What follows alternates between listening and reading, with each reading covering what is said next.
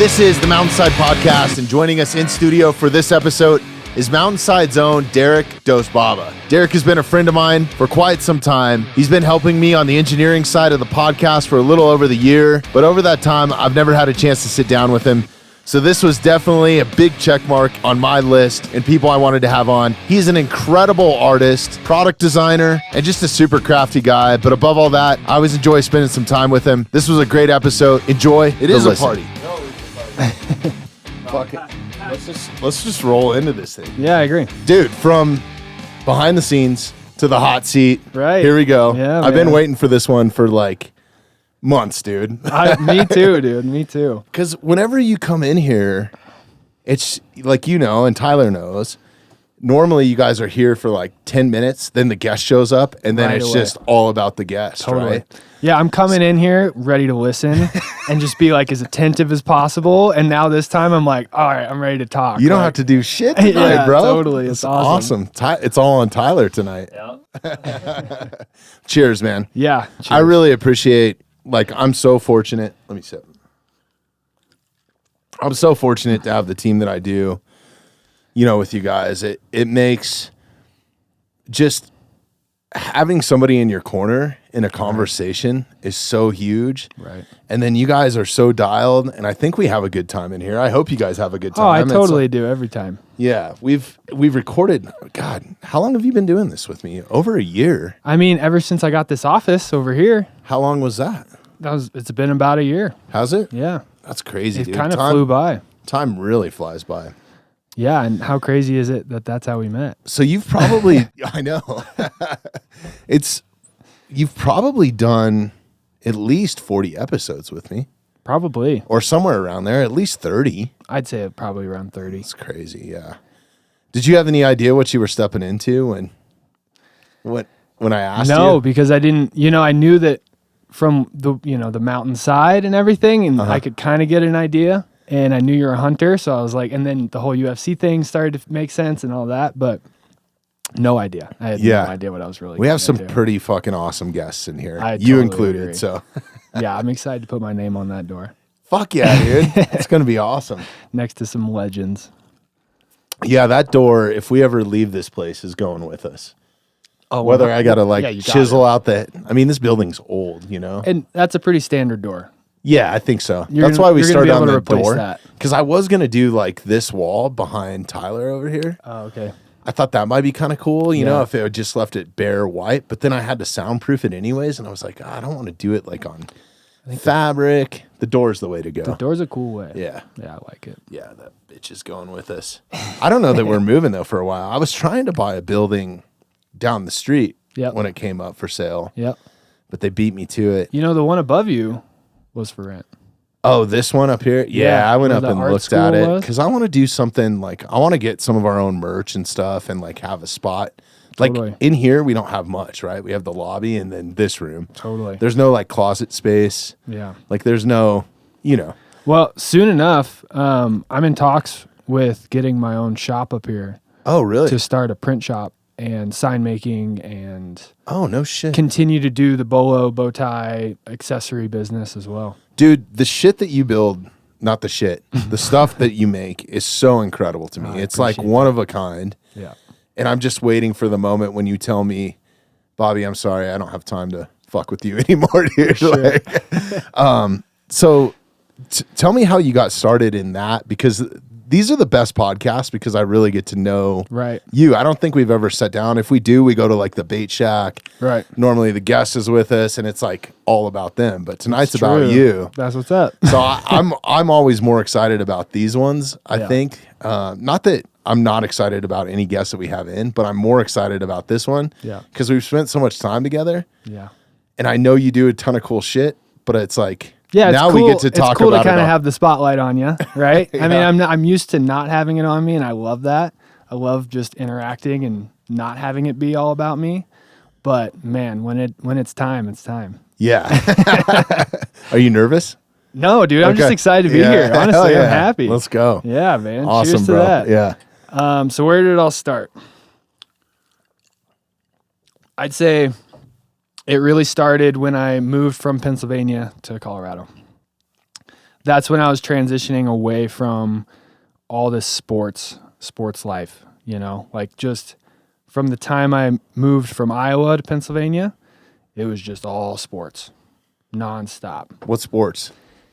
So started, soccer was my first sport. Makes sense. And then baseball and basketball. And most likely did them all at the same time, right? But I remember kicking soccer to the curb first because I just wasn't as into it as baseball. And then baseball and basketball took over. And then football came into the mix. And quarterback, right? yeah, quarterback. Let's and go. also a pitcher in baseball. Damn, dude. All the girl getter spots, Totally. I had a little bit of game back then for sure. Yeah. But I was on the meathead side, always just destroying people. Like that for was sure. Yeah, I was definitely the quarterback pitcher type. Nice. Yeah, I couldn't hit very well in baseball, but I could pitch very fast. Really? Yeah, in like 6th grade, I was clocking like 86 miles an hour. Really? Yeah. Dude, that's smoking. I know. And it got to the point where I can't even throw anymore because they threw out my shoulder. At that young of an age? Yeah, they didn't have pitch counts back then. Nobody really cared. It was like, if you feel good, keep going. That's a common thing now. Like if you talk to some, MLBers and stuff like that, they're like, it's hard to find good pitchers now because they're fucking burnt out by the time they get there. Like back when I played sports, and I don't know if it was like this when you did, there were seasons on it. Yeah. Like I didn't do anything for football until like midsummer rolled around. Totally. Unless you were doing it on your own. Totally. And now like my kid, Tyler, he started his season, he started strength and conditioning. Well, he's actually doing it right now. It's year round, dude. It's year round. There's 7-on-7 seasons and all this crazy shit. Right. But it's also good to have the diversity of the different sports, right? I think so. That way you're not getting injured. I think that's what prevented me from getting injured throughout my career was having like these multi-disciplines of, movements I was doing all the time and just loving being outside and riding my bike and skateboarding and doing all that kind of stuff. Yeah, that shit's fun. Yeah. That's what got me in trouble most. I It was was like super hanging into out with bad skateboarding. kids and skateboarding. Oh, skateboarding is my love. I love it. This was the worst place to grow up trying to skateboard, dude. Yeah. Like this is back before. Now we got skate parks, and Now you're kind of working on building a skate park or something up here, aren't you? Or designing. or something? So I'm a part of the board of the Evergreen Music Festival. Uh-huh. And we're working closely with Evergreen Park and Rec District, and they have that in the works. That's so badass. So, like, what the first phase is us getting a permanent stage up here in Evergreen so that we can do music festivals more often. We can do more genres, which is what the local community wants. They want a country music fest. They want a jazz fest. They want blues. Kind of all the big ones. Let's do Mountainside Death Metal Fest, dude. Dude, Like, exactly. Like that's what we need go. is just the whole diversity of it. It let's would be bring sweet. Slayer to Evergreen, bro. Yeah. So, but that's been cool. That's really this last year. What's been going on is huge push for permanent stage. I designed the pitch deck for investment for that. So now EPRD, Evergreen Music Fest, we have that as a tool to try and get some, 100,000 plus donations. That's so rad. Yeah. You need it so bad up here, Like, Yeah. there's so many people here now. But more importantly, like when I grew up here as a kid, there was nothing to do but get in trouble or play I sports believe it. or go to school. And I wasn't going to school.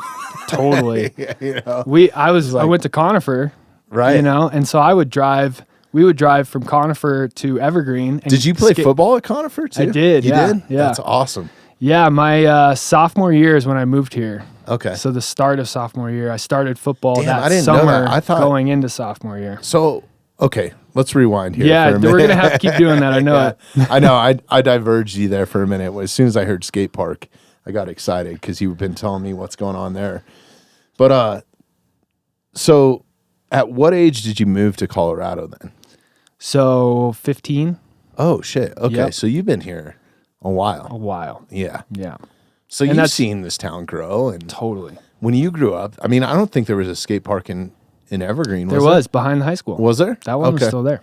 Really? But it wasn't, newly renovated. Yeah, and I don't know if you could really even call that a skate park. It's like It was a pretty couple dope. of quarter pipes. We loved it. Yeah, no, it's awesome, man. Look at the view that you have. Oh, I That's know. the thing. When I take my kids up there now, I'm just like, I can't get up. It's awesome. There was some nights we would bring my generator up there and put lights and just keep skating. That's Just keep awesome. going. Yeah. Because we had, at Conifer, they had free periods. Okay. So it was like an hour and a half. Because Oh, that's yeah. how long the classes were. And so we would just like we would try and get it scheduled out so we'd have a free period before lunch. And then we'd leave, come skate, get lunch, come back. How many times did you downhill the driveway to Conifer High School, like the bus route? Honestly, no times. Really? Yeah, there's other spots in Conifer that I've done that, but I've There's some never. gnarly hills, dude, like There's- San Francisco style. There's been stuff. a couple times where I've had to run off the board and like flip over the side of the road, like for sure. Yeah, The Rocky Mountains. That's not good, bro. unforgiving. yeah.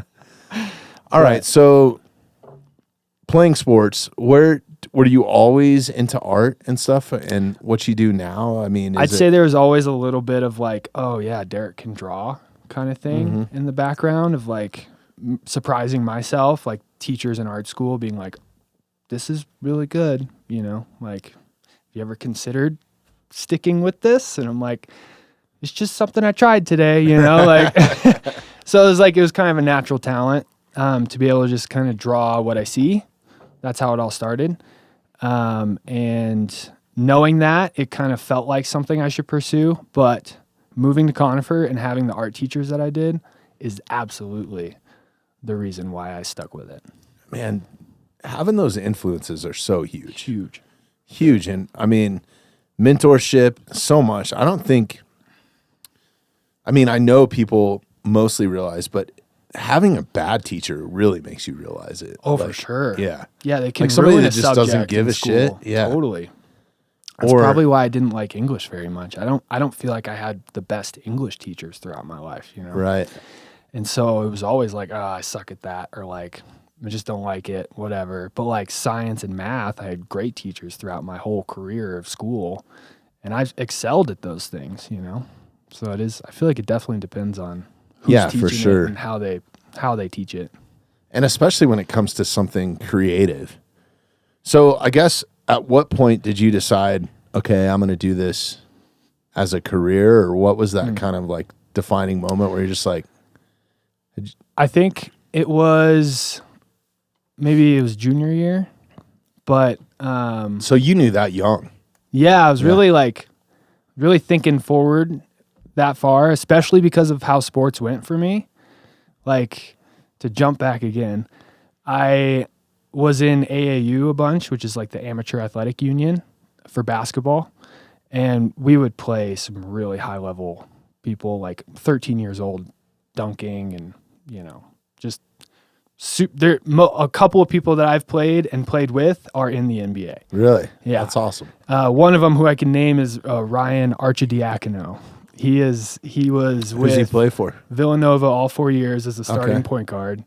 And then he went and played with the Bulls for a while, and I don't really follow sports anymore, so it's like, who knows what he's done now, but he still is in it and is getting paid to do it. So That's awesome. yeah, but he was one of the people that really showed me I'm not going to be this good.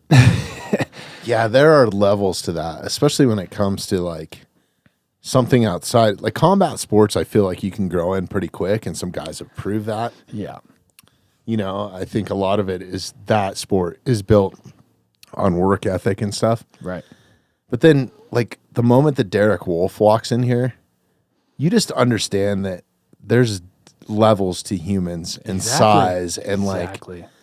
but then again, like a kid that I played peewee football with went on to play in the NFL, and I was always like bigger than him. I was always kind of faster, stronger until he got to college. See, and at the And you Pee-wee get like age, that yeah. second growth spurt in college. And then if your life is just training, eating, sleeping, like he took it really serious, like didn't party, Wow. became like a superstar at UNC, was Wow. an all-star like linebacker. Totally. I think he's still on the like commercials and shit. Shout out to Cable Roll-Off. That's man. what's up. And then he went and played, I think he played a year at NFL Europe, and then went on over to the Saints for a season or two, I think. So Cool. yeah, crazy though. Yeah. Being at that high level, seeing that wasn't going to be the case, I started to think in other ways and started to realize that all this time is being put into sports. Like what else is there, right? And I really got into the mountain scene out here, and just living in the mountains was just such a good fit for me. And just being outside all the time. I got a bow when I moved out here, and I started shooting the bow. And Really? yep. And At 15? Yeah, at 15. Fuck. Well, how come we haven't gone and shot yet, man? Well, I don't even have a good bow Okay. anymore. I'm saving up money to get one, but right They're now so it's expensive now. Exactly. I was just Plus, checking I would out. rather go with you to pick out the right one and get it fitted at I'll help Rocky you out, Mountain dude. and all that Yeah, shit. Like yeah. that would be the way for me to Fuck yeah. get I'll into help it. you out. Yeah. Yeah, I was just looking at the new Matthews because I'm a Matthews fanatic. Okay. And I was like, oh, maybe it's time. And then I started looking at the price and like everything I wanted to put on it. It's like $4,000, dude, to like trick it out the way that I want, Yeah. like all the bells and whistles. So I was like, oh, I'm pretty happy with what I got right For now. sure.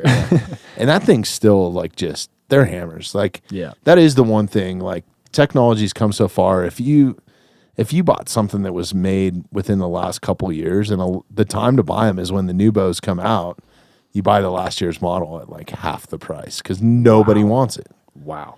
Yeah.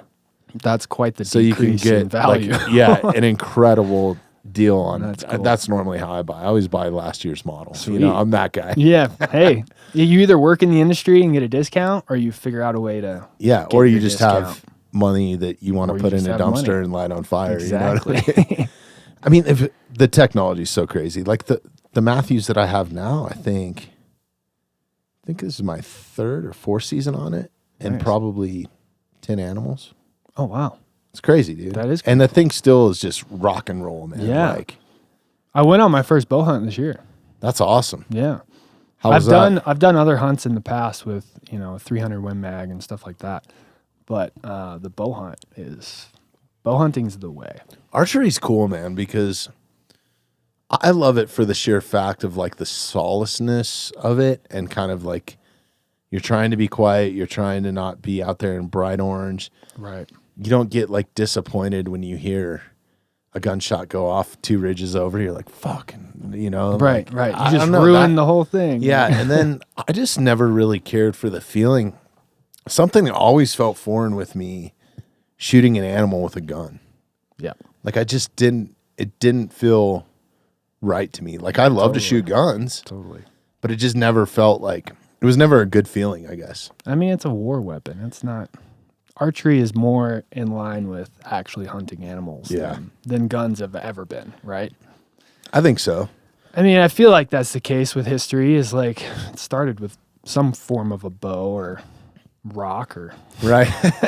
It's crazy. Knife Since I or started the something. podcast, I've been invited on some of these like kind of crazy hunts. And I've just said no to him just because I'm just not into it. Like I just got invited on a pheasant hunt. And I love doing that, but I'm just Shotgun? like, yeah, I just don't have any desire to. Point Unless and it's my spray. bow and it's a mule deer or an elk. It's like, I don't want to do it. Yeah. Honestly. totally. There's so much effort and time. There's other, like you said, Yeah. between sports and art, Right. there's other things I want to do. you know? Absolutely. Yeah. And I'm such a barefoot kind of guy, that Yeah. archery just makes more sense too. It's like it's more in line with that whole God, natural. it's so badass, man. Like we got to go to American Bowman. We'll get you set up. Sweet. We got to go to American Bowman because that is like one of the coolest things. Like, do you play golf at all? Yeah. Okay. I'm not a golfer, but that's what I can kind of compare it to. Okay. So you go through a course. Yep. It's total solacelessness out there. It's Sweet. completely quiet.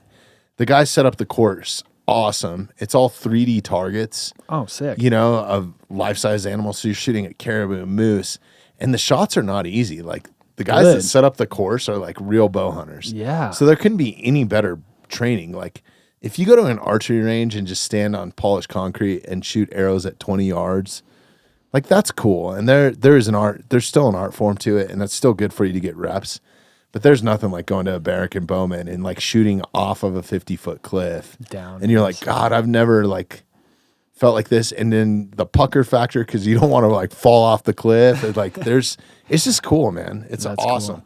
And then you get a hell of a workout. Like you're hiking up and downhill. I think I've clicked the old Garmin thing, that tracks everything. And I think I've done like 500 feet of elevation in like 2 miles because you're just up and down through this little valleys and ravines and stuff. And then there's shots across the ravine. It's so cool, man. That is cool. Yeah. Well, so I had a buddy in Pennsylvania who's now a U.S. Marshal, which is cool. Really? Yeah.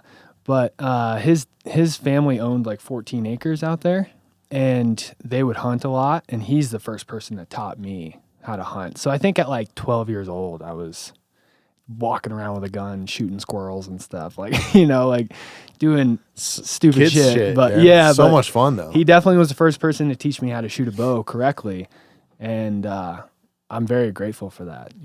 What's the bow that you have now? Just one that I found at a garage sale. Okay. I don't even know what it's called. Is it set up for you? Is it like a recurve or is it a compound? That's why it's not even. It's a crappy compound. Okay. Yeah. We got to get you set up, man. Because For sure. It's one thing to like shoot a recurve because there's a whole art form to that. But like the compound has to be set up specifically like to you. You have to sight it in. You have to have the right arrow. Like there's a lot of variables. Like there's a ton of math. There's guys that get so fucking nerdy about it. I believe it. Dude, you Just can like buy golf. Yeah, you can buy so many accessories and like it's pretty wild. That's cool. I'd say the big purchase for me this summer was the mountain bike. I got a full dude, those are expensive as shit too. Yeah. I got a full downhill mountain bike. One of my buddies worked for Yeti for a long time.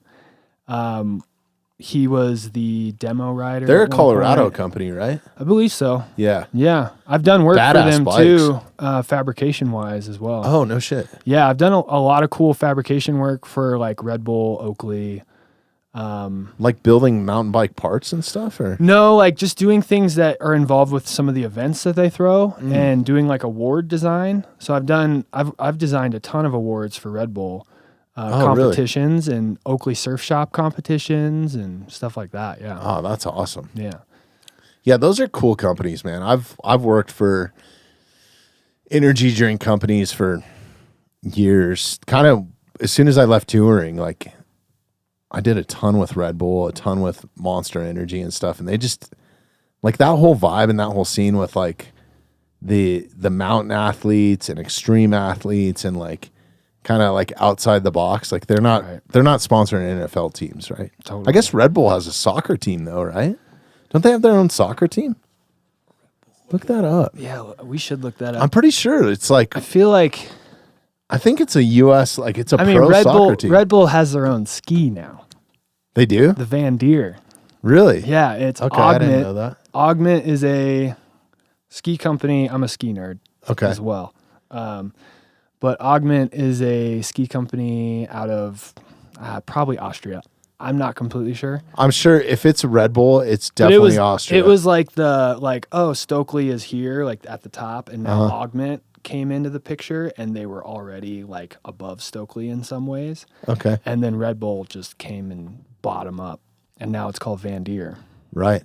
I'm pretty sure that they own KTM motorcycles as well, Red like Bull? the dirt bike. Yeah. Oh, sick. Because that's all that they sponsor now, I think. Well, that's not true. I think that they sponsor some other supercross riders. But yeah, they're a crazy company. He the owner of Red Bull at one point was one of the only private citizens to own a fighter jet. Like, I don't think it was equipped with weapons and shit, but he had like an F-16 or something. That's badass. It was crazy. Yeah. Wild. What does this say? So those are the teams, but a lot of them are pending. Okay. So New York Red Bulls. Oh, yeah, the New York Red Bulls. Yeah. That's what I was thinking. Yeah, because I know I've seen them on some... Look at their jerseys and everything are even the It's Red a Bull badass logo. It's crazy. The whole... Do you know the origin story of Red Bull? No. It's pretty insane. So this dude like made... I think he was in China or something. And he like developed the like formula and stuff. And it basically... The product got stolen from him. Like he owned like 1% of the company, and then they even kicked him out of that, dude. And he was like the creator of it, like the brand, everything. I don't know if the logo was, Look up the original Red Bull can. I think it was something kind of similar. It was like a bull and a sun. That's why it kind of mimics. Oh, I guess it is. Yeah. So the gold can, right? Yeah. So they just changed the label to like blue. They haven't changed their branding at fucking all, really. Except for the font is the only thing I can see that they changed, and maybe some colors, but hardly. Yeah, That's it was impressive. wild. So the Austrians just totally like straight up. Oh, it's the one in the bottle right there, I think. Yeah, right there. It might have been that one. Yeah, that's crazy, man. They took the bar scene by storm because I was working in the food and beverage industry when they first kind of came out. And dude, you would have thought people were doing crack, drinking Red Bull and vodkas, man, when it first came out. It really is. It's not good for you. People were going ape, dude. They were going ham. If people actually think that the athletes are drinking Red Bull when they're handed one, they're not. It's water. I know. So Monster did a dirty little trick when we were working for them, because I kind of started with them back in the Warp Tour days, and now they actually sell this. I saw it at the grocery store the other day. Monster it's called water. It's called Tour Water. They were kind of like the first ones long before Liquid Death to put water in a 16-ounce can. Yep. And you're just slamming it, you know? Liquid Death was genius. But it looks just like a Monster can. So it looked like the entire crew. It had in tiny print at the very top, it would say Tour Water.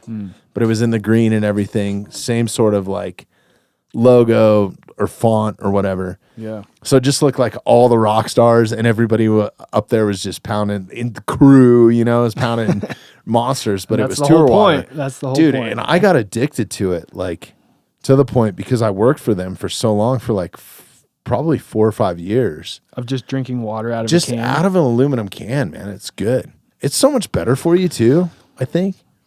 I mean, maybe than not like a nowadays, plastic but bottle. Back then, that was a real aluminum can. Yeah. Nowadays, what are they doing now? Nowadays, they have like a them? plastic lining inside. Oh, that's fucking bullshit. It is dude. fucking bullshit. Can't get away from it, man. No, you really can't. Well, I mean, it's even in like tap water and like some, unless you have some crazy filtration system. Yeah. And then even if you're like putting your, like, I've gotten really big on it just with the whole microplastic thing, like trying to do as much as I can in glass. And I guess we should have some like glass bottles in here, but I'm not to that status yet, someday. But what was I getting? Oh, a lot of those like glass containers have plastic lids. So it's like it totally defeats the purpose, right? It's the only way to get like a sealable like lid or something. There's your. Yeah, of course, it's still not good. Right. It's better than plastic. Right. What does it say? It says because aluminum is less likely to leach harmful chemicals, is more durable and significantly. I can't. More recyclable than plastic. Yeah. Yep. Well, we all know that. Come on, Google. Give me something good here. No, but I got used to it, man. Yeah.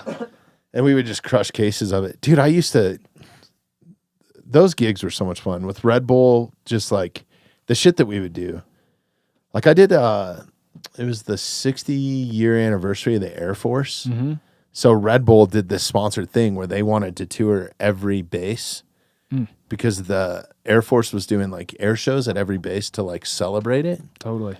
So we would go on to these air bases like a week before the actual air show started. It was still an active base, and we'd be like building like on the flight line. Probably partying hard, too. Oh, dude, it was so badass, dude. bet. We had the best time. We got like taken around like all these private tours. I got to go in Air Force One's hangar. I don't know if I can say that publicly. I actually have a bunch of challenge coins. I got an Air Force One challenge coin. Wow. At home. I have a whole collection of those at home too.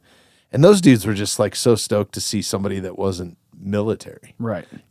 Right. They're like, how's real life? Yeah. But then we did like have you ever seen the Flutog thing? No. Oh, it's pretty badass. It was like Red Bull's like first big event. Pull up Flutog. Maybe. Was How it? do you spell It's that? been a long time since I've heard. Oh, okay. So it's Flutog? Yeah, I you got think it right so. there. Yeah. Flutog Red Bull. Go to like video. Oh, of course I've seen So this. it's a pier, dude, and then we would build this like truss structure so they had a little bit more of a launch, so they didn't like Right. crash Dude, into this the is pier. so funny. This is borderline. So yeah, like we that build all Japanese this game scat. show. Yeah, so these people construct their own like flying things, and then whoever makes it the furthest. Oh, that was pretty dangerous. Kill the volume on this, just so we don't get copyright stuff.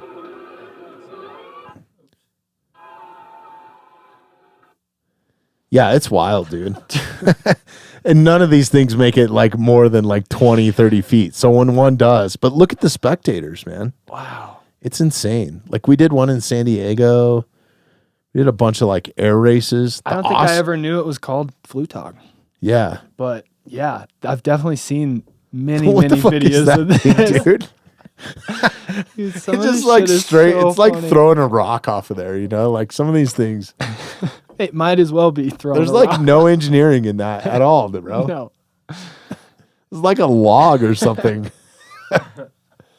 Oh, look at this thing. I bet this one will go. Oh, yeah. Yeah, wait. that one did. That Yeah, one did 50 pretty feet, 40 feet.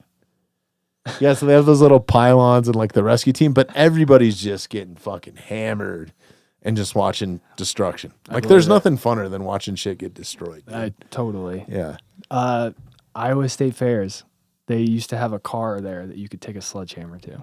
Oh, That yeah. was the most fun. A lot of high school or back at Evergreen, they used to do fundraisers like that. It was like It's so $5 a swing or some shit like You that, can right? Just like, Yeah. it's so awesome. Dude, there's this thing. I definitely want to do this for the mountainside. So it'd be badass if we could all go someday.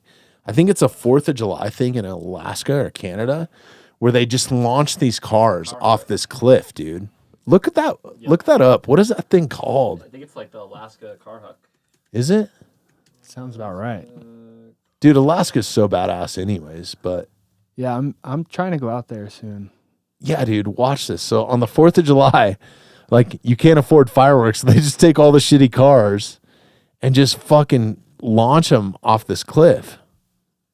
And then all the spectators are at the bottom. Dude, this is so mountain. This is so mountain. Oh my God. I almost did this year. Did you? Yeah, I was trying. My friend lives up there, and I want to do this shit. So okay, Tyler, tell me about this. How do you get, where is it, first of all? No idea on where it is. Okay. So did you go as far as like trying to book plane tickets and so shit? my buddy lives in like Anchorage, and I think it's pretty close to that area. Alaska's massive, but All right, that's good to yeah, see. isn't that shit crazy? Yeah. So we were Yeah, it's not some dude ghost riding it, like driving, Dips out the side. then fucking Waltering it from Big Lebowski out the back. See how many people are there? Ah, there's dude. Tens of thousands of people. It looks like. Oh, dude, I bet you that those people are just having the best Everyone's fucking just time. drinking, Oh, and they blowing shit just- up. So what do they do with the ratchet strap? It must be something a little bit more I think it's holding internal. the wheel. It's holding the wheel straight. Or is it pushing the gas pedal Oh, it down? might be doing that. Dude, they can't be launching those things with gas in them, right? Dude, I bet they are. Are they? So they're driving themselves It's off probably the cliff? like bring it at empty.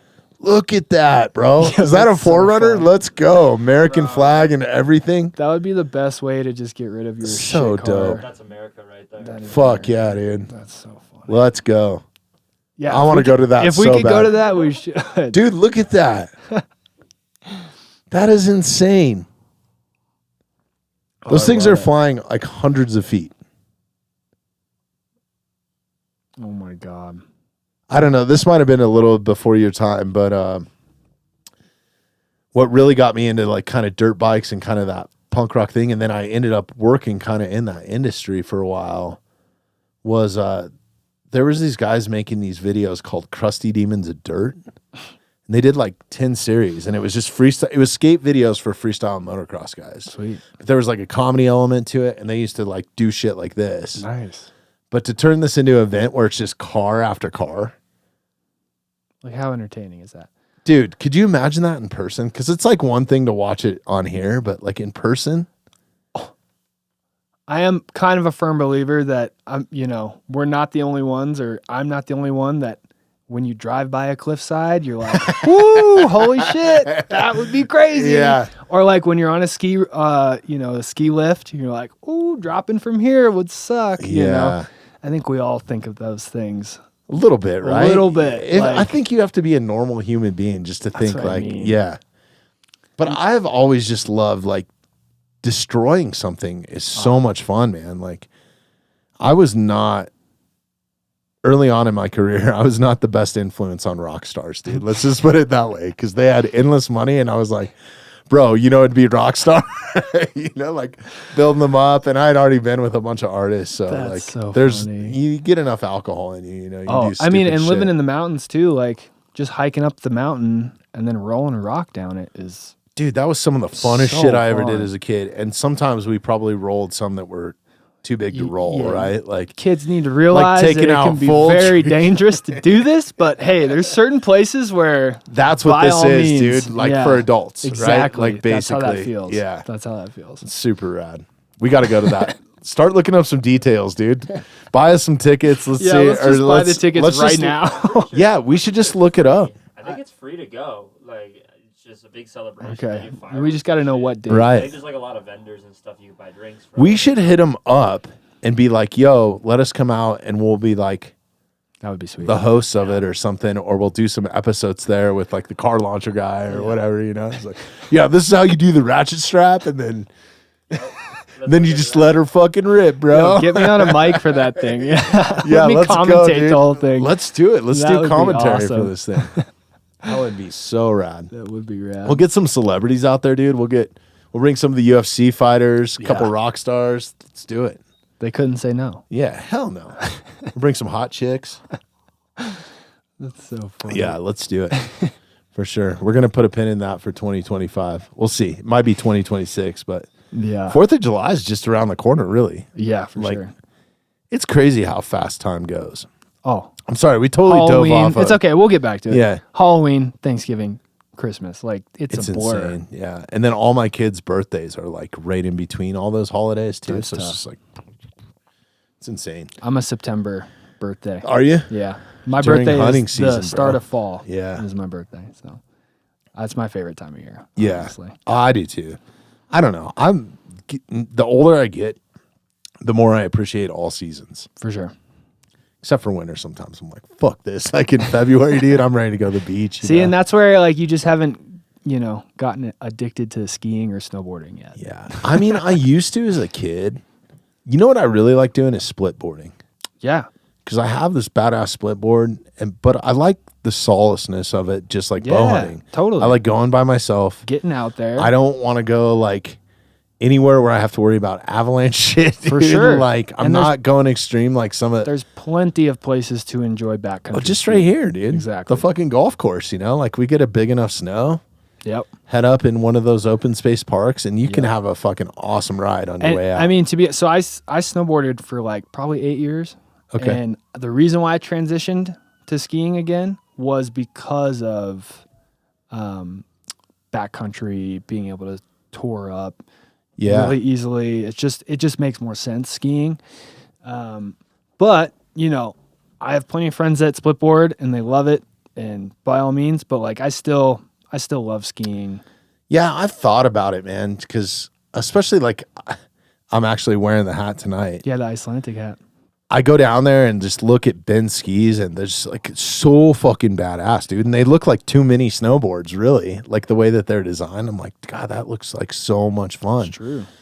But my biggest thing is I hate dealing with people and crowds and I-70. It's like, that's kind of the last thing I want to do. Like I like my little closet here where we record shit. Right. And then I like going to American Bowman, and you might see one other archer out there and you're happy to see him because you know him. Mm-hmm. Like that's kind of my thing. But like when it ruined it for me, because like growing up here, I used to go as a kid, like all my uncles and family members, a lot of them worked on the mountains as snowcat operators or ski patrol or lift operators or whatever. I mean, like families of them. So I have cousins and stuff they lived on the mountain. Totally. If they weren't at school, they were on the mountain because their parents were there. Like the school bus would drop them off at the mountain, and they would ski until That's so dark cool. or whatever, right? That's so cool.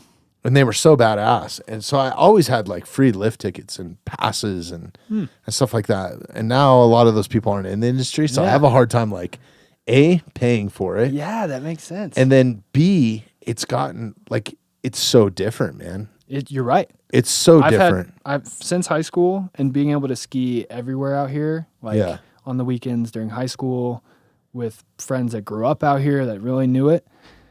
Man, since then, like, you used to be able to go on the weekends and it would be fine. And you used to be able to buy a day ticket and it was no big deal, even at Vail. But it literally would go up $25 every year, if not 40. Like, right. And now it's just at this point where it just doesn't even make sense for most people to buy a day pass or whatever. And I started to change because I love the sport so much. I started to transition to like different work. I was like, oh, I can't just work during the week. Like, I got to find a way to go ski during the week and work weekends and do, you know. Oh, totally. That's like that mountain life. It is. It really is. And yeah, and for the past like 5 years, 6 years, I've been skiing mostly Tuesdays. And well, even in the summer, like Mondays. Me and my family, we don't recreate on the weekends. Yeah. It's the last thing we do. I know. It's like, it's almost a waste. It feels like a waste of my time because of how often I've done it and how, and I know how much time is being like spent sitting in traffic, waiting in line. And I was just like, fuck, this is just 3 hours more than I wanted today of that. Well, and it's crazy too, because we've had, we need to get them back in too, but Alpine Search and Rescue in here. Oh, yeah. And they're like, on a weekend, if we have a rescue call, Yep. we're just calling a helicopter. That's why there's a helicopter pad right there. That makes sense. Because they can't even, by the time they get there, somebody's going to be dead, right? Exactly, like, yeah. They have to use a yeah, helicopter. because you can't go anywhere. It's insane. It is insane. Yeah.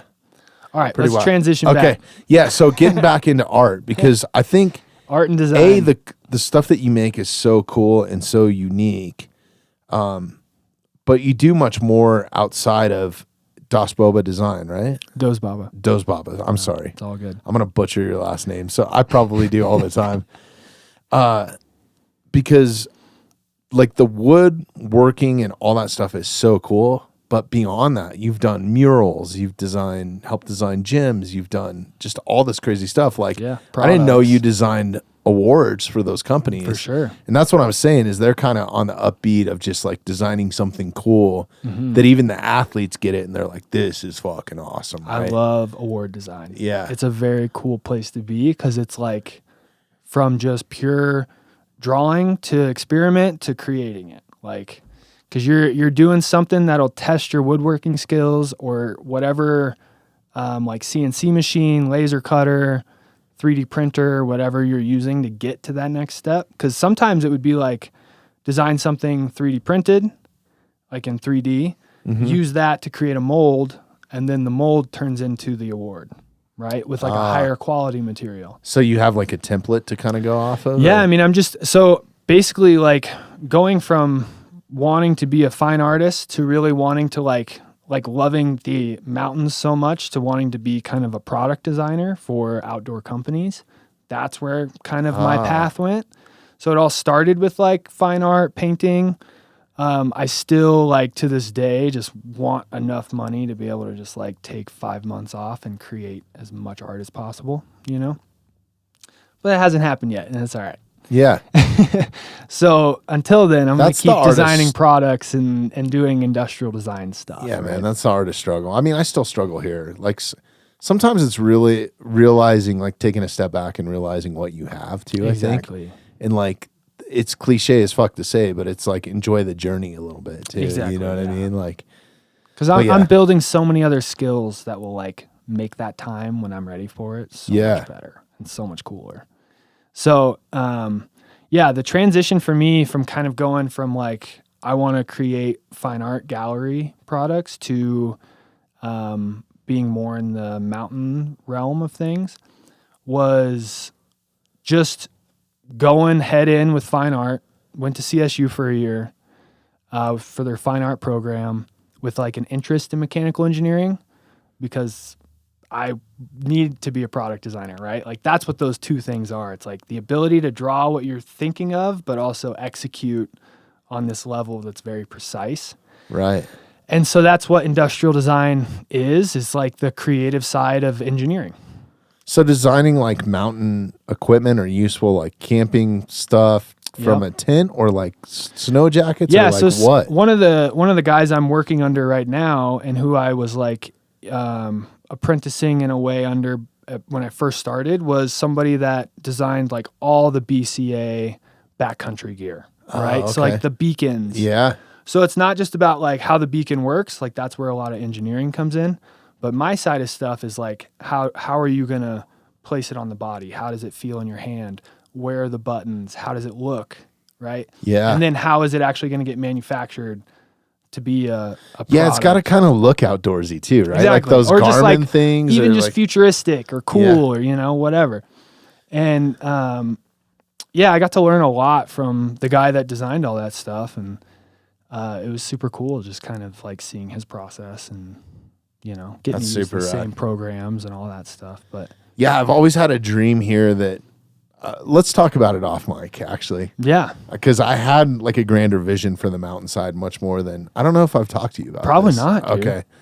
Yeah, we'll just dive into it. But I want to do, eventually, I would love to have kind of the mountainside be almost like North Face, like its own brand, but more on the useful product side, not just like hard shell jackets and shit, dude. Sick. You know what I mean? Like, this is cool. I'm glad you're telling me this. and just because I have a passion for it, and I just always thought it'd be cool to have your own brand. But dude, it's so much money just to develop something and like come along with something. Totally. And then, like, it's hard, man. Because I have other podcasts, I've had other gigs. I'm still can't say no to some gigs every once in a while. Like I was telling you, I got to go out of town next week, but I also have 3 podcasts scheduled. So I'm like, Totally. fuck, what do? I got to cancel on somebody. Yeah. Somebody's going to, I get that. Yeah, dude. yeah. I'm like doing install work right now. I'm doing all kinds of different shit. yeah, I know.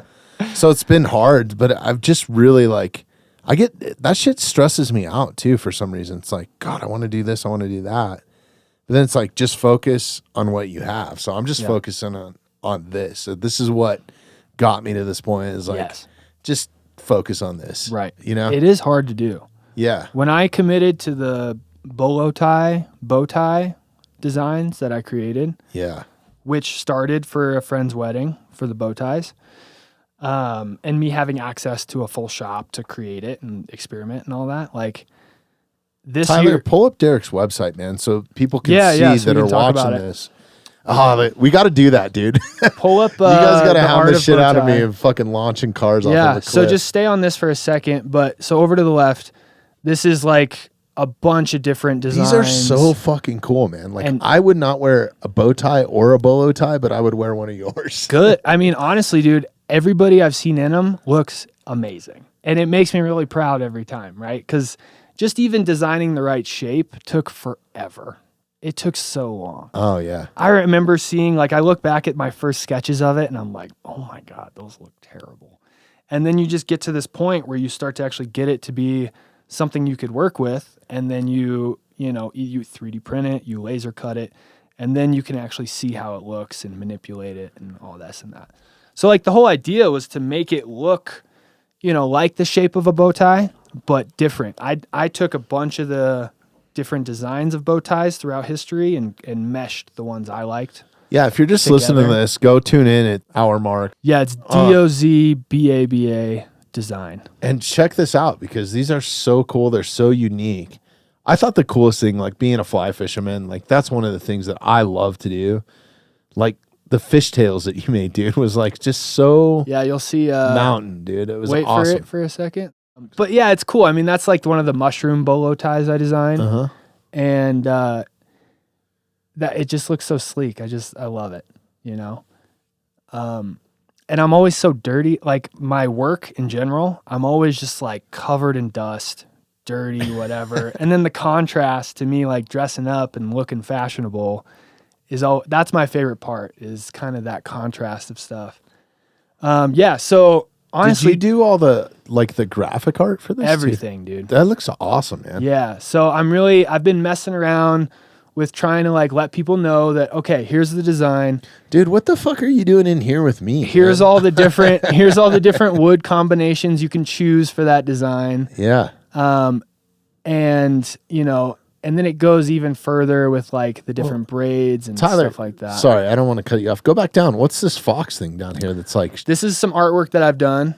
Is it like twinkling on purpose or is it... No, that's just it's pretty cool. I think it's just the digital view of it. That's really cool, actually. It's badass. Dude, okay, that's really cool. think about it. The mountainside with that logo. Yeah, so I haven't designed a logo yet. We've stuck with the thing, but look at that now I logo. know who to go to. That's dude. what I mean. I'm like, sure, it's been Dozbaba Design for 10 years, Yeah. but So I have nobody knows what Dozbaba Design is. So the reason that I started, that would be cool though. I'm down, dude. That's a cool logo. Because it's been a strong honestly logo. kind of what I envisioned. Yeah, it's up on the top right. So, you know my buddy that owns Half Face? I don't think you were here for any of Betos. You've talked about him, though, Okay. yeah. So this logo right here. Okay, yeah. He started Half Face Blades long before I started the podcast. But I knew him before he started this. And just, I always thought, like, that is the coolest logo, the coolest concept. So that was kind of my concept with the mountainside was like, I don't know how to explain. I don't want to take liberty and explain Beto's logo, but there's just always been the side to me that's been connected to the mountains no matter where I've been at in the world. And that was kind of the concept behind it. So I thought about doing something very similar to this to rip off Beto, if you're listening to this, and just do like half a mountain logo, right? Yeah, And then, totally. Yeah. So Well, it'd be we kinda can cool. create something Yeah. new for sure. But there's one of his blades if you've never seen. yeah, these are That's actually one of sick. my hunt blades. Oh, I love it. Full tang. Yeah. Just- Dude, he's an artist too, man. Like the woodworking that they do and just the materials that they use, like giraffe bone and fucking all this just like super rare, expensive That's awesome. stuff that they make handles. This is a really utilitarian version. I got to show you the tomahawk that he made me. That's where the photo is. So this was one of the last weddings that I did for the bow ties. Oh yeah, there's Logan, dude. Shout out, There's bro. the whole Boone crew. Right? Hell yeah. So shout They're out to good Boone people, Mountain man. Sports. Yeah. They're my second family. We got to I get love Logan them all in here. so dearly. He's one of those guys that I've asked, and he's like, "Yeah, sure, man." And then years have gone by, and we still haven't had him. I think in you here. get Logan in here, you Okay. get Riley in here, and then you get their dad in here, Casey. Yeah, All individual. cool people. I think that would be really Yeah. cool. So here's kind of the whole things I've designed to help people realize that okay, there's 6 different woods you can choose from, 3 different leathers. So they can kind of design their own. Oh Then- man, yeah. with this layout, 369 variations. Wow. For one design. That's cool. So it's a lot, but I like it. I like being able to choose and make it my own. Like here's the design, but here's all those variations, right? There's so many different ways it can look. Yeah, And it's so badass, man. It's such an original concept too. for Like, I sure. think And it's just like these the new products I can create in a day. You Really? know, I can That's draw awesome. one of these up, throw it into Illustrator, throw it into the laser cutter program, and get it tested and get to that next step with it. So that's why I really love it. Oh, that's a cool bolo with the fish and the dry fly. Yeah, that's awesome. Yeah, I like the mushroom. That one's fire. dude, and it looks so good with a tie. Like it's Oh, look, for there's a you, suit. dude. Yeah. It's awesome. Yeah, that shit's cool. Yeah, they've been a lot of fun, and this is really the first year of me promoting it as my own product and selling it online and going to shows and doing the whole 9, like just fully testing That's the badass, waters. dude. You're gonna fucking crush it. I know you are. So And that's where it started. This was the wedding that it started on up there, and I created 10 different designs for 10 different buddies that I went to high school with. Honestly, each design is a bit of individualized to the person I designed it for.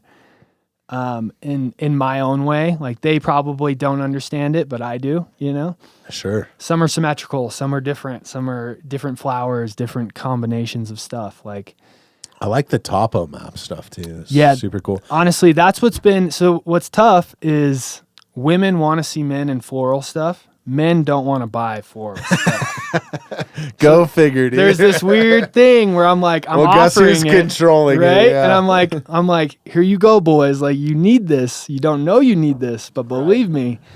And no matter what, those You need topo more designs, ice, dude. those topo you know what's designs up. just I don't have to sell tell out. you. Yeah, those are fucking cool, man. I wish I had that sort of talent. I guess I do behind the camera lens a little bit, or I think I do. I think that that's my closest Yeah, man. like art. And then this is turned into an art that I want to perform at. Podcasting is not art. It's like sitting down and talking, but there's a little bit of an art form to it. Don't I guess. say it's not art. There's an art to The storytelling. art form is listening. Just shutting the fuck up and listening, dude. But there's an art form to storytelling. yeah. There's been a lot of people in my life I've come across where I'm like, man, I hope someday I can tell a story as well as that person. Yeah, you know? dude, there's some badasses out there. This has made me a better conversationalist, I think. But I think my biggest takeaway from, having hundreds of conversations for hours on end is really just like listening to what the other person says and like trying to put yourself in their perspective and that sort of thing. So me being very podcaster hosty right now, what is this something that, how do you come? That's a badass photo, by the way. Did you take that? No, that's a stock photo. That's an awesome photo. Yeah.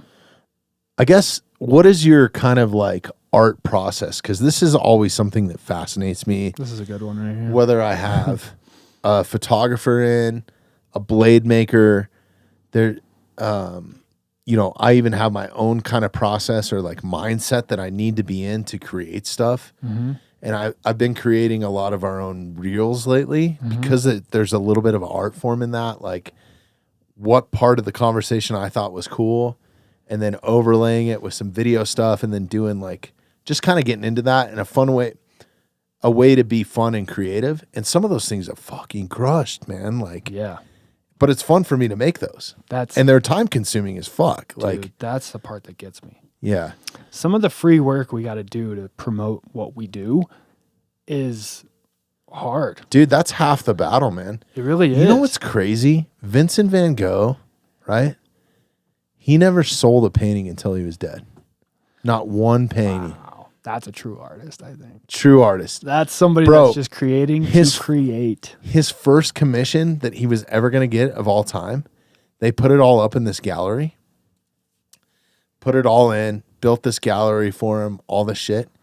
This is probably why he never sold the piece.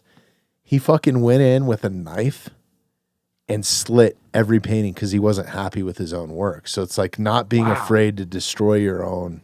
Yeah, for sure. Like, if you're not proud of it, Man, you shouldn't. I'll tell you shouldn't what. Send it off to the world. One of the best things I learned about going to art school, because I ended up going from CSU to the Art Institute for their industrial design program, was that I'm a perfectionist, like by fault, and that is something I need to unwind, right? Like, that's something that isn't going to stick around, right? Like, it's there, and if there is a project that needs to be perfect, I'm the kind of guy you would want on it, but it's just like you cannot make everything perfect. It's a vicious cycle, man. It's vicious. You'll just work and work and work to the point where you're like, I don't even know what's going on anymore. That's why I'm not a good editor. Right. I mean, because for me to make one of those 1 minute reels, which is even crazy, it's actually made it easier because now they can be longer on most platforms.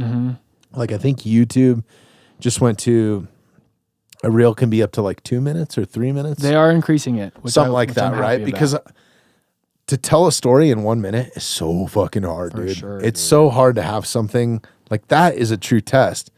But you give me an extra 30 seconds, dude, I can fit some shit in there. And then I'm like, now my brain is so trained to that. I'm like, it should be 1:10. I can cut that down. And that's what happens, right? You do it enough, and all of a sudden your eye is looking for it. Yeah. Every job I've had has been a new skill.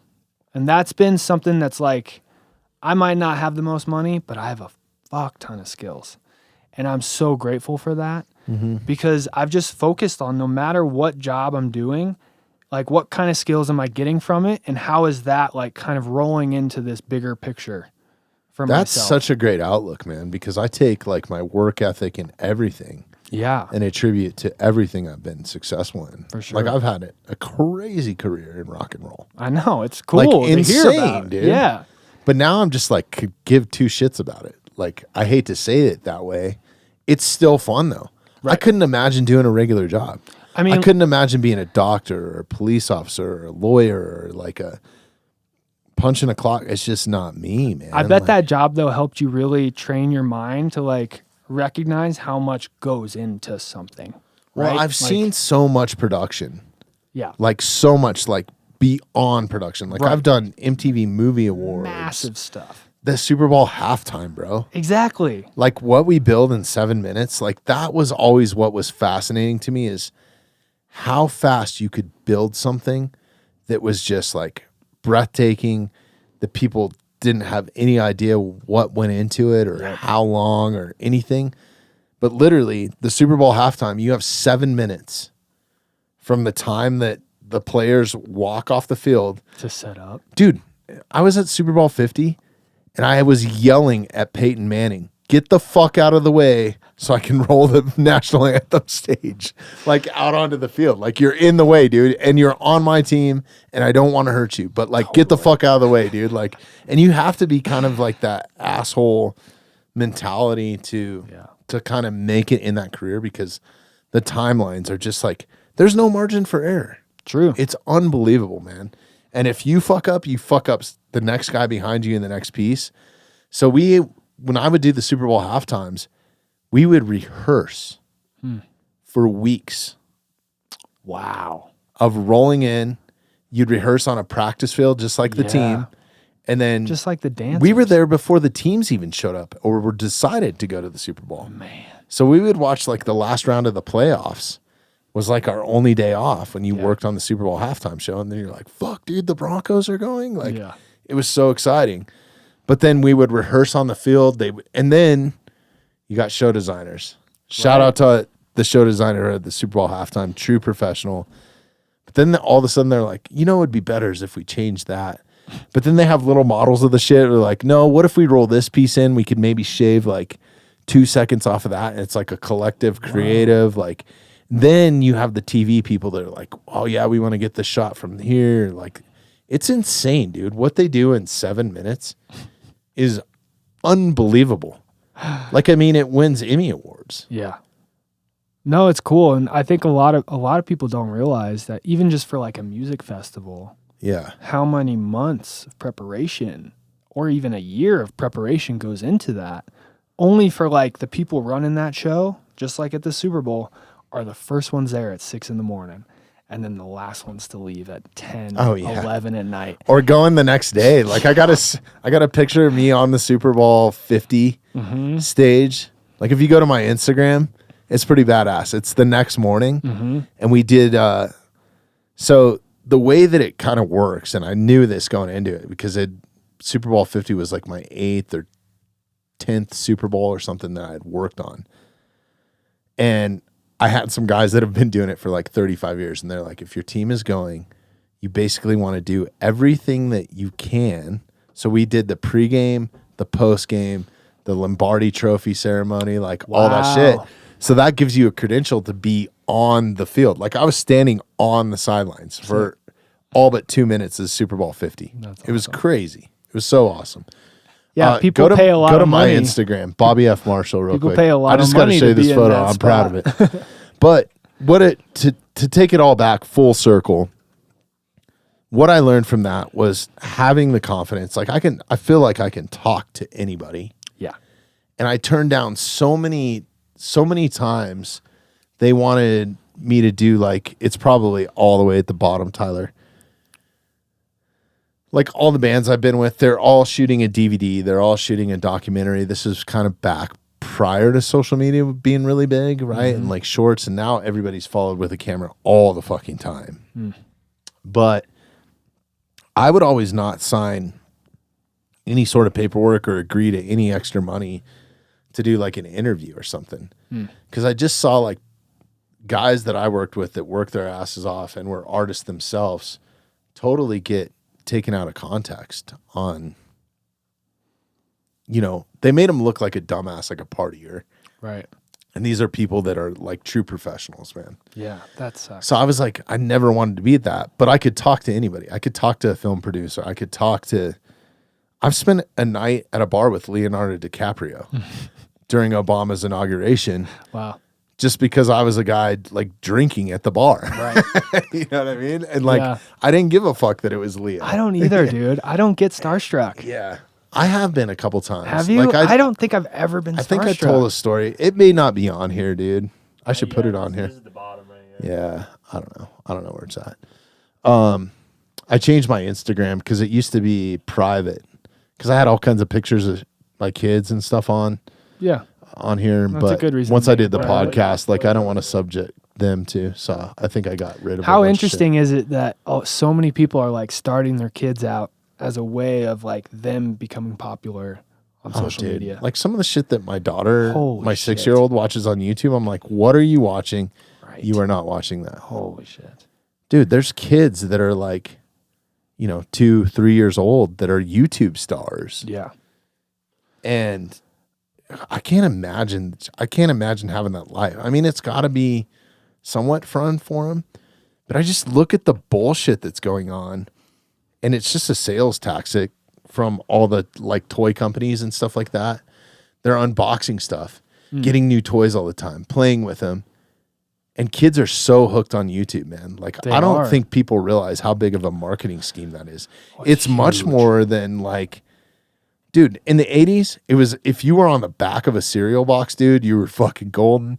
If you were on at 6 a.m. on Saturday morning, it was a captive audience because it was the only time cartoons were on. You're right. But now it's YouTube. Like, these YouTube influencers and all this, like, crazy shit. And it's the lowest... I mean, I can't knock it because I'm on YouTube and I got my own channel now. But to take it back to it, I have full control over it.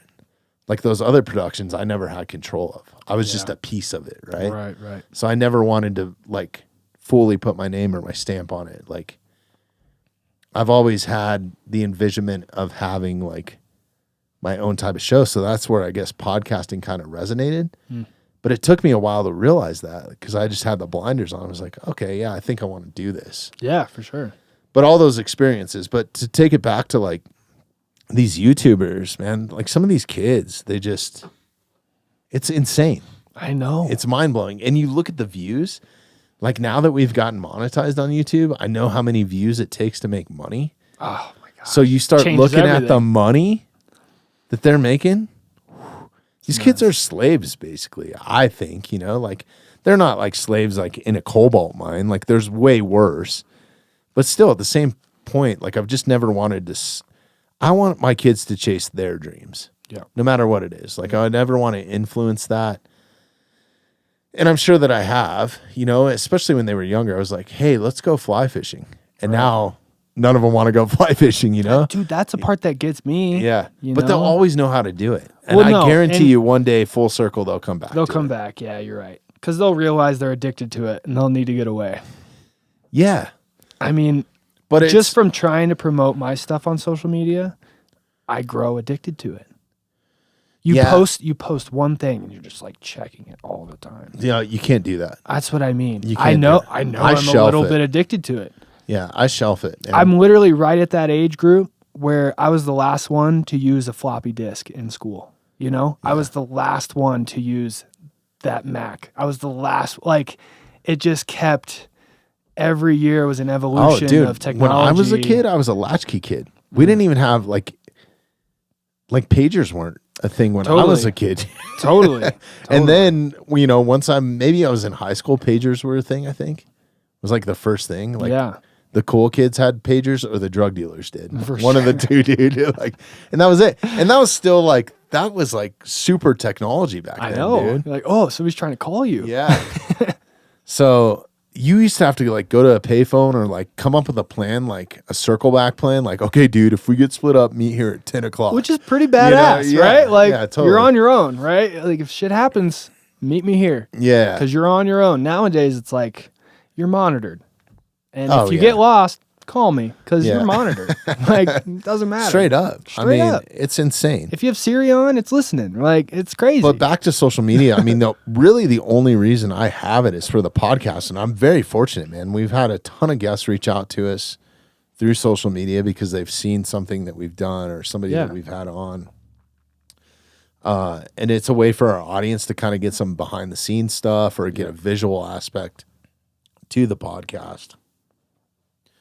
But man, I can't deal with it, man. Like to do it all on your own, like in a perfect world, I would hire somebody just to take it from me. Like I'll help create it, Right. be the creative, but Give I don't me the want idea of anything what kind of context like you need. tell me when to post and what time. What I struggle with now is there's so many platforms that I want to be on that I think are so cool. Like X is incredible, but I've never invested any time into Twitter. It's always been Instagram, my own website, and then the podcast platforms. Right. And then we just recently kind of branched out to YouTube, even though we've been on there since day one. Like this year, I really put an emphasis on like, let's grow the visual side of it, and let's go. And that's because I want to go and do some like different things. I want it to be much more than a podcast. I just want to go out and like love that. Do cool shit, right? Like I love that. Take you guys to go do stuff like the blood, like the right. what was it? Stop the bleed training. Oh man, that we didn't hear. Like, how to apply a tourniquet and stop like the bleed training to be. So my goal is next year to do it a minimum of 12 of those on the Mountainside series that we've been kind of exploring with this year. So super cool. So one a month. Yeah, I think I could do that. And I know you could. 50 podcasts? Dude, I know you could. And you have so many resources to be able to execute like 6 months of that already. Well, my thing is like you can sit here and talk about doing cool shit all you want, but it's different going and doing cool shit, man. Like it's so much funner. And like to give the listener like, I don't know. I just don't want to be that guy. Like this takes up so much time and I really do enjoy this. But I could see how you could get keyholed into just talking about doing cool shit rather than doing it, right? Yep. Like we're talking about current events and yeah. Yep. I mean, that's all good stuff, but I think it'd be what I want is I want to be able to open other people's eyes to like the experiences that I've had with Donnie Dust or like going to American Bowman. That's kind of why I pick those. Like I have so many cool friends and get to do so many cool things. I'm so fortunate. For sure. But I think our listeners would like to experience some of that too. So I know. I mean, and I'd love to inspire people to get outside as much as possible. Like it's key. As much as bro, it was so nice today. Yeah. So nice. Totally agree. But like having that photographer in last week, right? Oh, Jason? Dude, I mean, everyone I've met that actually spends the time outside is just hands down the coolest person. There's just something about them. Well, I think it gives you time to figure out your own thoughts and your own thoughts in your head, whether it's politically or whatever. Dude. Think about how well he spoke on politics. It's something that he never touches, right? Right. Like being in that space, that could be detrimental to his art and his income. For sure. But he doesn't give a fuck, dude. On it, right? Like, because he's saying it in a way where you can't hate him. He didn't say anything bad. Well, and that's the thing though, is like he's still just like, hey, you can feel however you want, right? But like he's still open to like all the possibilities of it all. Well, the best part about people like that, and I think the best thing about podcasting, is it gives you a chance to explain your logic. For sure. On social media or these clips or all that sort of stuff, it's almost kind of propaganda. Like even what we make for the Mountainside. Attention grabber. It's an attention grabber to hopefully go and get them to listen to the podcast. I've tried to take, because there's a ton of AI programs out there now that will just create that for you. Right. And I get hit up all the time like, why don't you just do it with AI? I'm like, no, it's kind of that's the art behind it, right? There's this creative process. And I want to convey this person in the best light that I can because they're so fucking cool. Yeah. Or this portion of what we talked about was so cool. I'm not doing it for... I think that there's people that get stuck in the rut with social media of doing it for whatever will get them the most views or the most likes or the most listens or the most whatever. And I guess that to keep my roots true here and to try to be a true artist... That's why I don't give a fuck about how big somebody's following is. Are you a good person? Right. Are you a cool person? Right. Can you sit across from me? Yeah. Can we have a drink together? Can you look in my eyes? Yeah. Can we have a conversation? Right. Like that's the basis that I'm trying to keep. And I'm trying to keep that true because I don't know, you can get force fed or you can get caught up in that void. So I encourage you and just friend to friend, dude. You don't have to fucking listen to me. You're probably doing better than I am, dude. But just put your shit out there, put it into the ether, and people will decide whether they like it or not. You're not going to influence it by going back and checking on it. Yeah. And you'll know when something goes viral. because shit will just like start going off. Like For sure. we made one clip that's gotten like fucking millions of views, and it was when Blake Miller was in here. You were here for that one, right? I believe Pro so. bullfighter. Oh, yeah. I was Dude, here. he's so awesome. Oh, that was great. Him Another doing fucking- backflips over shit. He's and fucking over the animal, bulls, dude. yeah. Such a cool guy, Such too. a cool guy. I would totally hang out with him. But one of his clips is at like fucking, I don't know, I think it's like 1.5 million views or something. Wow. It's insane. Wow. And it was just like a minute, like him explaining what a real cowboy is. You know, like he's not calling, this is a guy that's backflipping over bulls Right. in what we envision as a cowboy. But he's like, I'm not a real cowboy. I'm a concrete cowboy, or like whatever that's saying. You I know still what I mean? wear. I'm gonna walk out of here and put my Vans back on. Yeah. You know, like He fights bulls in vans, dude. Like, I know. It's so dope. It's badass. But anyways, like shout out to Blake. He's fucking awesome, dude. But that's all, you know, that relationship was formed through social media. So there's some really good aspects that I do monitor it. Like I kind of monitor the messaging, and then especially if it's somebody that I follow and they message me, like so there's like levels to it. Well, and I'm not saying think- my addiction to it is bad, because I've transitioned it from giving me stuff that feels bad to stuff that feels good, right? So like if you're searching, Like the creative stuff and the motivational stuff. yeah, if you're searching for inspiration, if you're searching for self-healing, if you're searching for how to be healthy, your algorithm will turn itself upside down and give you all that, right? 100%. So anybody that has shit that they're like, oh, I just keep seeing girls dancing, I keep seeing this, that, and the other. It's like, just start searching things that you're interested in on the platform, and it will change how I it's think Instagram used to perceiving be you wanna better use about it. it. It was funny. We had Chris Camozzi in here a couple weeks ago, and Billie Eilish was in town, Oh, wow. right? Yeah. And maybe it's based on location, but you know, we've done some like things in here to like see like Google. It's all like wolves and mountain lion shit, dude. Like, you know, the news feed that comes up or whatever in Google, dude. Like, that's all it is. Right. Because we've talked about it in here at nauseum, and my phone is always sitting here listening, right? Yeah. But it was funny because we went on a tangent about Billie Eilish because Whitney and her niece, or she was taking her niece, but one of my buddies used to be Billie's like personal security. I've done a ton of tours with him. So my Instagram feed right now, I swear to God, they're listening.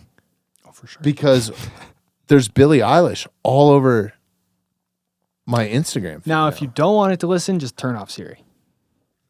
Because it'll just wait for you to type it in, right? Okay. But if you have Siri activated, it will be listening, and then it will push. As soon as you say, hey, Siri, like watch. Well, even if you don't say it, Uh-huh. it's still listening. Still listening. So you know Jeremy, right? yeah. He's Mr. Conspiracy. I love that guy to death, dude. 'Cause he's like the perfect for the podcast For sure. because he keeps up on current news, like world event shit, and I could give two fucks about it. Me too. I don't want to fill my head with anything. But it was funny. I don't know if you listened to his pod. I just had him on a couple weeks ago, and he was like, yeah, did you hear about Zuckerberg? He took his microphone out of his phone completely. This is somebody that works in tech, That's what right? I mean. So he took his microphone out. So like if he wants to make a phone call, he has to physically plug in a cable, external. a headphone. Wow. I was like, dude, that's so smart. That should be an option. It should be. It should be a privacy option, man. Just like having a removable battery should still be an option. Yeah. So that you can buy a new battery when your phone dies. Yeah, it's fucking ridiculous. Like the throwaway market these days is so. It's like we had I can't remember what it was. It was an appliance. Oh, our stove. The stove like stopped working, and so I called out the Maytag guy or whatever, right? Yeah. And he shows up and he's like, "Yeah, it's just not worth it." He's like, Just "You buy can a buy new a new one for $2,000, or I can fix it for $3,000." So And I was like, $3,000 to fix a gas stove? Like, what? Yeah. So on NPR, they're talking about the right to repair, right? Which is a thing. And they're talking about in context of cars. And there's this guy who's been, pushing the whole how to DIY your car stuff forever. And he's gotten really big in it. And he was somebody that was like really getting into the right to repair. And he was doing all these tests with Tesla cars and all that stuff. And like, hey, this Tesla car is an issue. I'm going to contact Tesla, try and order the parts and fix it myself, right? They wouldn't even They sell want them you the to go parts. to the dealership, right? And that's what worries me about some of this other realms we're getting into with all these different products, right? Like, we've already lost the right to repair our phones. You know, we used to be able to. Even just replacing your battery is right to repair in my mind. Like, the battery's the problem. Give me a new one. Great. $50, honestly. And now I can keep using my phone. But now it's... Well, it's even It's a new worse than phone, and the that same with because of cars. the updates, right? And the 'Cause then cars are going to have updates updates too. And so you're going to have a Tesla. It might be cheap. It might be 15 to 20 grand to buy, right? But as soon as it gets to that point, 50,000 miles later, 100,000 miles later, they're going to try and just sell you a new car rather than you being able to replace something and fix Right. it, which is a totally crazy difference in buying and selling and all that. It's so frustrating, man. And I know this for a reason. I mean, there's a reason why I drive a 2004 Toyota Tundra. Fuck yeah, there is. Dude, I can fix just about anything on it. It hardly ever breaks. Yeah. I mean, the Taliban drives it. You could If probably that doesn't show you. you could mount a 50 cal to the back of it if you had one. You know what I mean? Like, Fuck, that's funny. I mean, I mean, I there's still a have reason my, why those guys I still drive have it. my 2001 F-150 for that reason. Exactly. Love But- that thing. Even more than that, the incentive to go fix something because less people are doing that, it makes those parts more expensive. So a prime example today, I try to change all the oil in my own cars and stuff Yeah. just because it's just something like I do it more on the principle for my kids to understand. You just don't take your stuff someplace and have people fix it, right? Totally agree. Like we can do it. It's kind of fun, right? Right. Like, crawl into the car with me. It's Yeah. fucking, we're laying on the You cold can concrete. learn how this machine works. It's really simple. Yeah. Right. This is the oil that goes in it. You change it every, like that stuff is super simple. So today I went and bought obviously synthetic oil for the wife's car Yep. because it was coming up on an oil change, an oil filter, and a new drain plug with a new gasket. That's what I do right. Excellent. It should be. Right. That's what you should do in a normal oil change. $60. Right. Guess what? I could go to fucking Jiffy Lube or whatever the fuck it is, and they'll do it for $45 with a coupon I know. or whatever, right? So like, know. there's no incentive in doing it yourself, Exactly. other What unless scares you me. purposely like want to subjugate yourself Yeah. to getting dirty and getting oily. It's so and, true. like- Or if you don't want to look up the YouTube video of it or whatever. Yeah. Or you don't have 2 hours to mess around with it, which that's the real reason why And people honestly, do it. the only reason I'm doing it, and my kids are going to find this out, probably listening to this at For some sure. point. They don't listen to the podcast because they're fucking bored of me talking anyways. But, someday when I'm gone, maybe they'll go back and listen to these. The whole reason I do it is just like that lead by example Totally agree. type mentality. Like if it was just me, I'm going to take it to I'm going to go let Tim change my oil or Yeah. Larry or whatever, right? Because Totally. it's fucking cheaper. There's no incentive in doing anything. I know. I have dreams of having just a full fantasy factory one day of just full metal shop, full wood shop, full car shop, all in one. So that it's just more convenient to do those things, but also you can show people and it's easier to just do, right? Like there's so many reasons to learn those skills. Well, I think that's where art comes into play and like having kind of that artist mentality and like to take it back to what you were saying, like the experiences that you gain from that and the patience and that sort of thing. I think that that's something that's lost today. And I think that that's why we get so caught up in like all this fucking rhetoric, whether it's like throwing hate at somebody or you're wrong because you said this or Just just split. throwing grenades, right? Totally. Because there's no patience in doing anything for yourself. Like you can you can go to a drive-through and have a burger in your hand in 2 minutes. You can have a healthy option and you can go stand in a line for 5 minutes and somebody gives you a bowl of just amazing shit with queso on it, right? Like there's every flavor, there's everything that you want in this country at our disposal. So it gives you more time to think about the shit that scares you, the shit that infuriates you, And then it gives you time to voice your own opinion Right. about it, have a podcast, do whatever, right? Like have a platform. Everybody's sure. got a soapbox now with social media. For sure. But then there's also like, I think connections to nature and connections to doing stuff. There's a sense of pride that comes along with that. And I'm not saying you have to crawl under your car and change your own oil. Right. But I think like art is kind of like the last stronghold or the last cornerstone. Like people that are doing something creatively, I have a respect for and I have an interest in, no matter what it is, at what level. And that's one influence that I've tried to have on my kids. So whether it's being creative in sports or being creative in dance or art or whatever, I think that that's so important because it teaches you patience. For sure. Sports teaches you perseverance or doing Focus. something hard, focus. There's so Huge. many things, right? And you can't just have instant gratification all the time. Well, so let me try and wrap up this thought in my mind because I don't know how it's going to sound. I just spent a bunch of tequila bullshit. No, Dude, honestly but though, but like, okay, so my parents were brought up in Nebraska, farmland, no money at all. My dad got a corporate job, was able to get our family out of what he thought was not the right lifestyle, right? And maybe it wasn't at the time.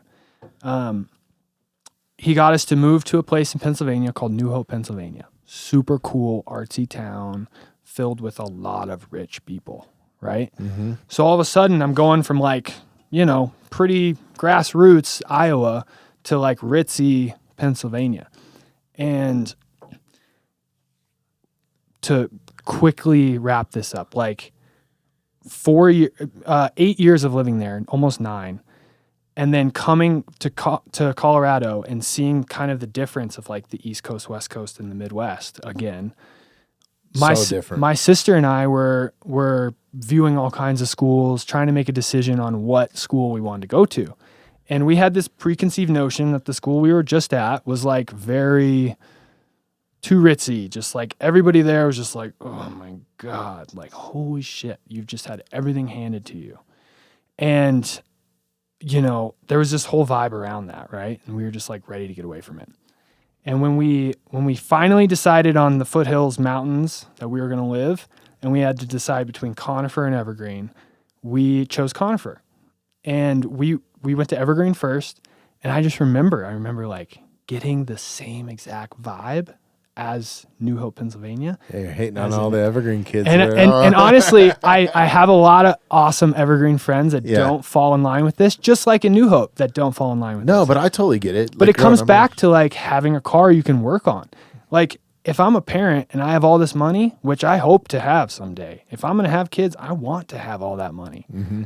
But I'm going to have them buy a car that they can actually afford themselves, which if it's a very expensive car, good for them.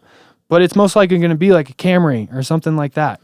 And then we can work on it together and they can learn about how a car works and like. Well, they're just thinking out loud too. Right There's also, not to cut you off, but there's also the incentive to make that better. If it's a piece of shit, exactly. like you want it to be clean. Yeah. You want it to be like right. as clean as possible. You want the wheels to be like, if you just have a brand new car, it's just a brand new car. Well, and now it's clean and impressive, but you got to make an old turd. You got to polish it, man. Right. Like to pick up the chicks. And all of a sudden you have this whole conversation that can be had with your child about not only how the car works, how to work on it, but then how to later on in life have a conversation with a mechanic and know what the fuck is going on when your car's in the shop, rather than just being at the will of the mechanic and anybody that wants to fuck you over, right? 100%. Yeah. And to me, that just makes sense. Like I could have Bentley money, but I'm still going to make him buy whatever he can afford, whatever he's earned, because then we can work up to the Bentley money together.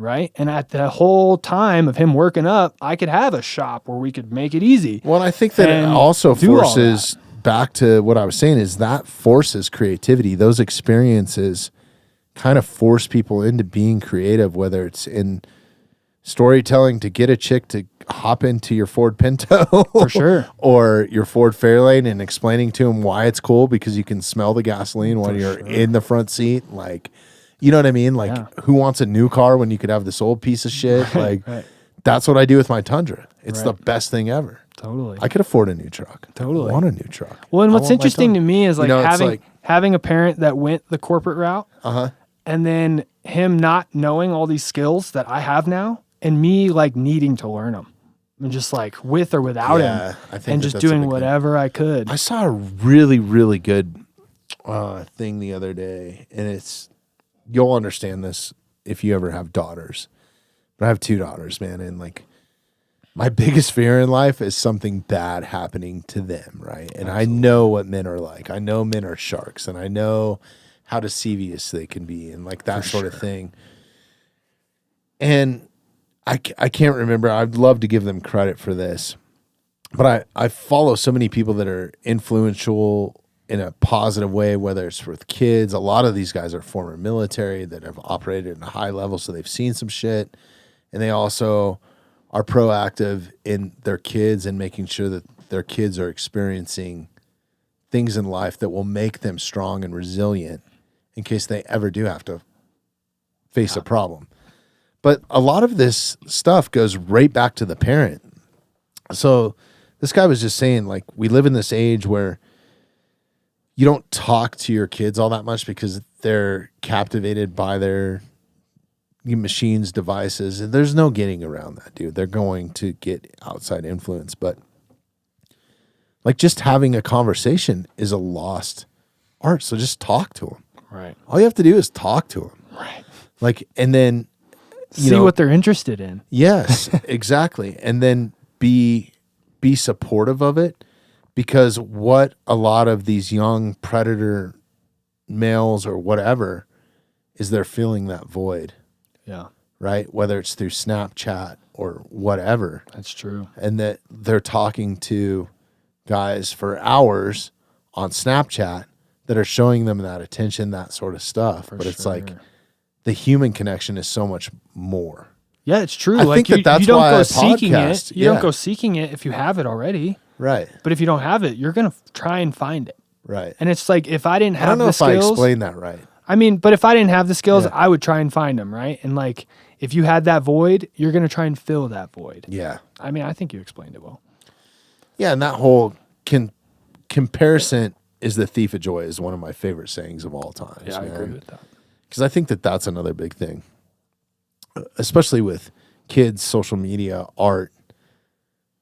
Like, have you read any of Stephen Pressfield stuff? I know I've brought it up. You've brought it up. That's the only 1,000 time I've times. heard of it. I haven't read any of it. No. Okay, I know your Christmas gifts now, dude. Perfect. I'm gonna buy you the whole collection. I'm all about books. Dude, you'll go down a rabbit hole. He's awesome. I've been talking with him. We're hopefully gonna have him in here, so you definitely need to be here for that one, dude. Like, that would be awesome. super rad. So we're coming up on time. Wow. It's crazy. Yeah. We'll do this again though, man. This has been fucking super fun tonight. There's a lot of things I'd like to still talk about, so we should do this again. You want to keep going? No, we don't need to keep going. But you like, sure? Yeah, but like in general, there's some rabbit holes I would love to dive into. Yeah, we'll just keep doing it, dude. Yeah, that would be great. This has been super awesome, man. I had no idea. You're really fucking good at this too. You should have a podcast of your own, bro. You got We'll just co-host. You got the studio here. Man, no, it's fun though. I totally agree. Before we jump off though, like, what do you got coming up? Yeah. What are you working on now? How do people find your art? Yeah. Like, if somebody wanted to commission you to design an award, or if they want to go get bow ties for their wedding. I mean, like, we didn't even go too deep into that. Custom design build is what I do. Yeah. So if you have a space that needs something, even like a kitchen island, I'm your guy to design it.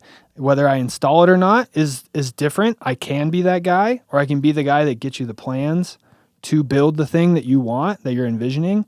But I really love working with clients on getting what they have in their mind into a usable document or a rendering or a model that now an architect can use to just execute, right?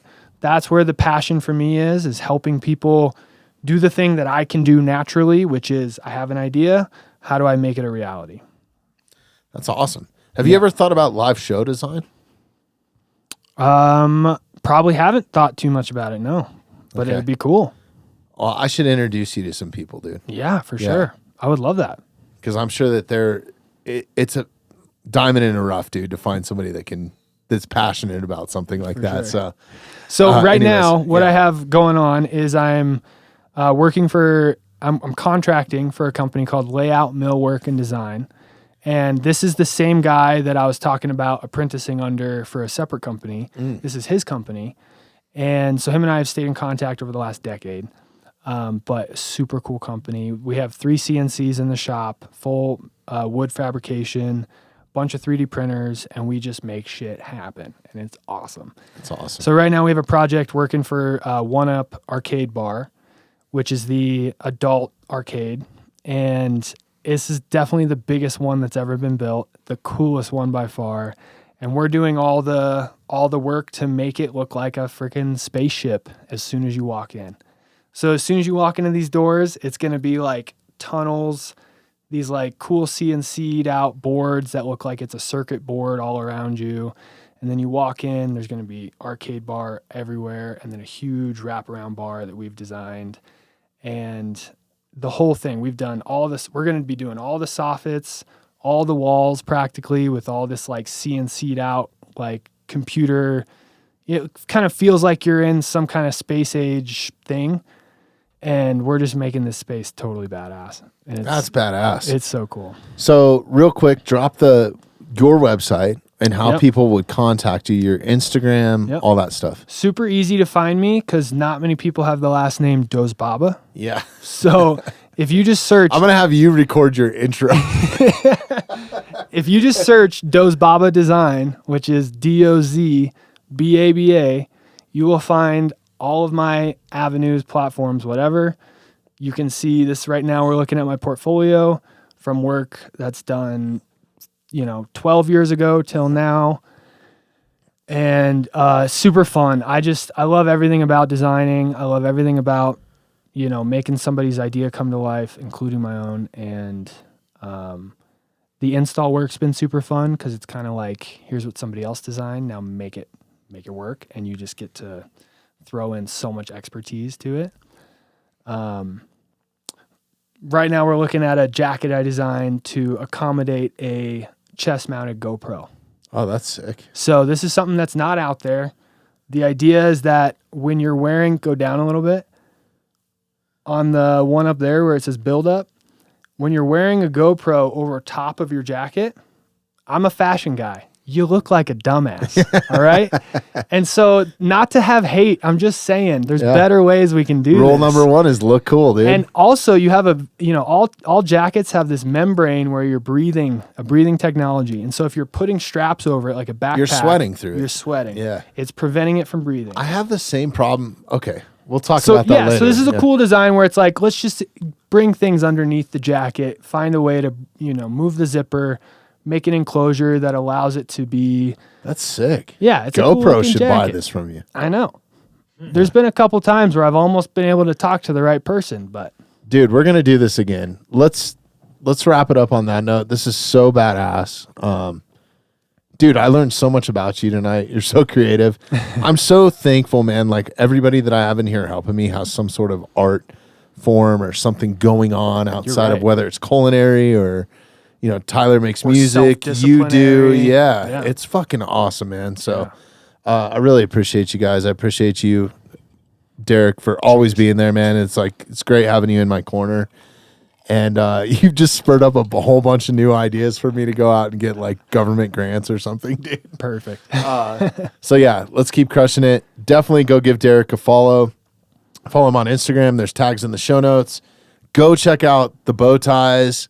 The bolo ties, they're sick. If you're getting married, especially, hopefully you're not. I shouldn't say that publicly. But anyways, thanks for being here, dude. Yeah, man. Really appreciate it. Cheers. Cheers. Thanks for listening to the Mountainside Podcast. If you haven't had a chance to do this already, please take a moment, follow, like, subscribe, or rate on whatever platform you catch the Mountainside Podcast at. If you'd like some more information on upcoming episodes, safety tips, access to all of our affiliates, and all the badass discounts that we get here at the Mountainside Podcast, check out themountainsidepodcast.com.